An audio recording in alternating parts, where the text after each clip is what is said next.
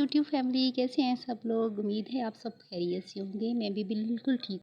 Weekend की routine है, चूँकि तमाम हाउसवाइफ्स जो है उनकी वीकेंड की रूटीन बहुत टफ़ होती है। संडे एक टाइम होता है जिनमें उन्होंने सारे काम करने होते हैं, लेकिन मेरी एक टिप ये है कि आपके जितने भी काम हैं ना, वो आप संडे पे मत छोड़ा करें, क्योंकि एक आपका वो दिन होता है छुट्टी का, जिस दिन आपके हस्बैंड की ऑफ होता है, आपके बच्चों का ऑफ होता है। तो कोशिश किया करें कि उस दिन आप कम से कम आपके काम हों करने वाले, ताकि आप अपना ज़्यादा से ज़्यादा टाइम अपने बच्चों के साथ, अपने हस्बैंड के साथ स्पेंड कर सकें और अपने आप को एंटरटेन कर सकें, कहीं आउटिंग पे चली जाएँ।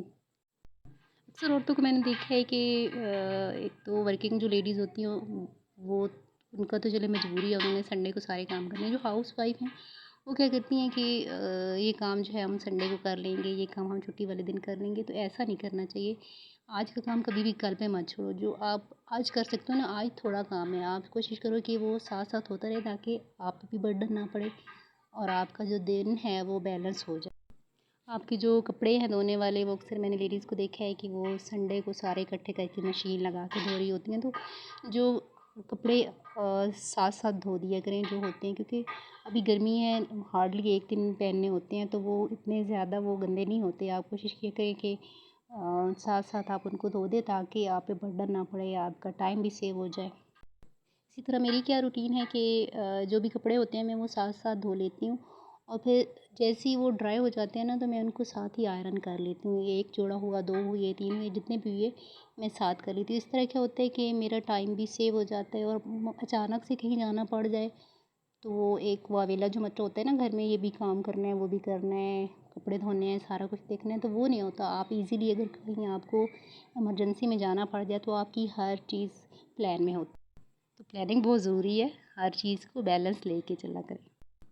पूरे वीकेंड की रूटीन सेट कर लें कि अगर एक दिन मैंने कपड़े धोए हैं तो उससे नेक्स्ट डे मैं आयरन करूँगी, या अगर एक दिन मैंने सफाई की है घर की तो उससे अगले दिन कोई और काम, मतलब आप काम को ना बाँट लें कि अगर ये एक दिन मैंने ये काम किया तो उससे अगले दिन मैं ये काम करूँगी, ताकि आप पे बर्डन ना पड़े, आप थके नहीं, आपको स्ट्रेस फ़ील ना हो।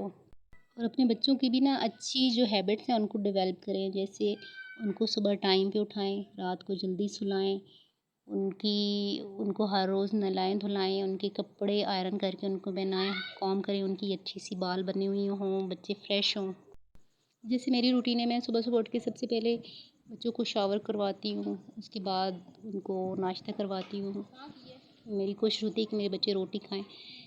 जो भी सालन बना हुआ है, सब्ज़ी बनी है, दाल बनी है, गोश्त बना है, बच्चों को ना हर चीज़ देनी चाहिए ताकि उनको आदत हो। कुछ माँओं को मैंने देखा है कि वो सिर्फ़ उनको बाहर की चीज़ों से या दूध से कहती हैं बस ठीक है इनका पेट, नहीं, आपको अपने बच्चों के अंदर एक अच्छी खुराक देनी है, उनको एक अच्छी हैबिट डेवलप करनी है, ताकि कल उनको मसला ना हो, वो हर बात पे मुँह ना बनाएँ कि हमें ये खाना है, वो नहीं खाना। हर चीज़ खानी चाहिए, क्योंकि अल्लाह ताला ने हर चीज़ में ज़ायका रखा है और हर चीज़ की अपनी एक अहमियत है। अच्छा, नाश्ते के बाद मैं इनको अच्छा हैवी वाला नाश्ता कराती हूँ, जैसे देसी घी में चूरी बना देती हूँ इनको, या इनको सालन के साथ रोटी दे दी, या अंडा बॉयल कर दिया।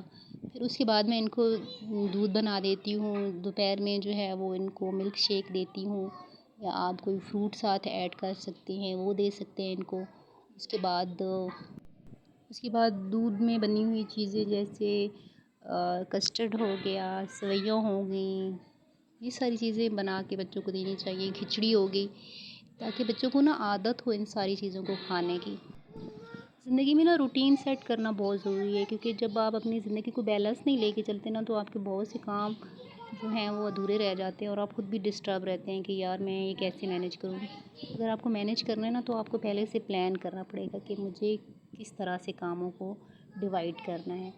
जैसे सुबह मेरी बेटी स्कूल जाती है बड़े वाली, तो मेरे हस्बैंड जो हैं वो 6 बजे निकल जाते हैं, उन्होंने जॉब पे जाना होता है। तो उसके बाद मैं क्या करती हूँ, सुबह सवेरे उठ के नमाज़ पढ़ी, फिर जो है वो नाश्ता वाश्ता करने के बाद मैं अपनी बेटी को उठाती हूँ, उसको शावर करवाती हूँ, फिर उसको नाश्ता करवाती हूँ। मैंने कई माँओं को देखा है कि वो बच्चों को नाश्ता कराए बगैर ही स्कूल भेज देती हैं। ऐसा नहीं करना चाहिए, क्योंकि बच्चों को ना छोटे हैं, उन्होंने वहाँ पे टाइम गुजारना है, तो आप कम से कम उसके उनके पेट में कुछ डाल के तो भेजें ना। अच्छा, मैं अभी वॉइस ओवर कर रही थी, तो ऐलान हो रहा था मस्जिद में कि किसी की बच्ची गुम हो गई है, वो मस्जिद में बैठी है, अपना नाम मारिया बता रही है, तो उसको आके ले जाए। तो काइंडली ऐसा नहीं किया करें माएँ, अपने बच्चों का बहुत ख्याल रखा करें, क्योंकि कि ज़रा सी लापरवाही ना आपको बहुत बड़ी मुसीबत में डाल सकती है। जितना हो सके अपने बच्चों के साथ टाइम स्पेंड करें, उनके नज़दीक रहें, उनसे फ्रेंडशिप करें, ताकि किसी गलत सोबत में, किसी गलत काम में आपके बच्चे ना पड़ें। तो यहाँ पे मैं इसको होमवर्क करवा रही थी, और जितना हो सकता है बच्चों को बिज़ी रखें, कोशिश करें खुद उनके साथ खेलें, उनके साथ टाइम स्पेंड करें, और उनके साथ छोटी-छोटी उनको एक्टिविटीज़ करवाएँ घर में। मेरी बेटी जब नेमल स्कूल से वापस आती है, तब भी इसको मैं शावर करवा के, इसको चेंज करवा के, मेरी कोशिश होती है कि ये, क्योंकि सुबह जल्दी उठती है, ज़ाहिर-सी बात है बच्चों की नींद नहीं पूरी होती, तो दोपहर में ये 2 से 3 घंटे मेरी कोशिश होती है कि ये सो जाए। बच्चों की ना रूटीन सेट करना बहुत ज़रूरी है, इससे बच्चे भी डिस्टर्ब नहीं होते, आपको तंग नहीं करते, और आप खुद भी रिलैक्स रहते हैं। उसके बाद जब ये उठती है 4 बजे, तो इसने सिपारा पढ़ने जाना होता है, तो ये सिपारे के लिए चली जाती है। मतलब वो जब बच्चा सो के उठता है तो उसका माइंड फ्रेश होता है, उसमें पिक करने की सलाहियत आ जाती है। जब एक दिमाग थका हुआ होगा, डिस्टर्ब होगा, तो उसने क्या पढ़ना। बच्चों को अच्छाई की तरफ लेके आएँ, कोशिश करें कि उनको छोटी-छोटी नेकियां जो हैं वो करने की कह दें। जैसे इनके पापा जब घर वापस आते हैं, तो मैं अपनी बेटियों से कहती हूँ कि जाएँ पापा के लिए पानी डाल के ले आएँ, या उनके जूते ले आएँ। इस तरह करने से ना उनकी अच्छी हैबिट डेवलप होना शुरू हो जाती है। लेट्स सपोज़ कि अगर वो किसी चीज़ खा रही हैं, तो वो रैपर नीचे ना फेंके, बिन में जाके फेंके, अपने काम छोटे-छोटे वो खुद करें। इससे क्या होता है, बच्चे इंडिपेंडेंट हो जाते हैं कि अब एक माँ है, वो हर जगह पूरी नहीं आ सकती है। ज़ाहिर-सी बात है, कभी आप किस काम में बिज़ी हैं, कभी तो छोटे-छोटे बच्चे, जो छोटे-छोटे काम होते हैं ना, बच्चे उनके लिए परेशान ना हो, ताकि उनको आदत हो कि नहीं, ये मैं काम खुद से कर सकता हूँ, तो मुझे खुद करना चाहिए। 3 साल का बच्चा है या 2.5 साल का बच्चा है, उसको आप टॉयलेट की ट्रेनिंग दें कि वॉशरूम में कैसे यूज़ करना है आपको, ठीक है? वो उसको आनी चाहिए, बहुत ज़रूरी है, क्योंकि स्कूल गोइंग होती हैं, ज़ाहिर-सी बात है, और सफाई तो निस्फ़ ईमान है। तो वॉशरूम यूज़ करने के बाद आपको हाथ धोने हैं अच्छे से, खाना खाने से पहले बिस्मिल्लाह पढ़नी है।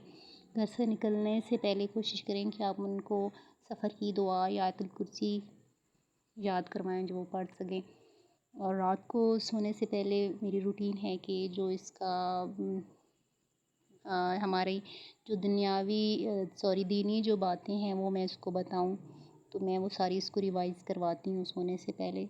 तो इस तरह क्या होता है कि जब आप रात को बच्चे को कुछ भी याद करवाते हैं ना, या कुछ भी उसको सुनाते हैं, स्टोरी सुनाते हैं, या कोई दीनी बात बताते हैं, तो वो सारी ज़िंदगी उसके दिमाग में रह जाती है। जैसे मुझे याद है कि जब मैं छोटी थी, तो मेरी अम्मी हमें लोरी सुनाती थी, तो वो लोरी अभी भी मुझे याद है। तो इस तरह बच्चे में जो आप आदत शुरू से डाल रहे हैं ना, वो सारी ज़िंदगी उसमें उस आदत में रहना है। तो कोशिश करें अच्छी हैबिट डेवलप करें बच्चों में।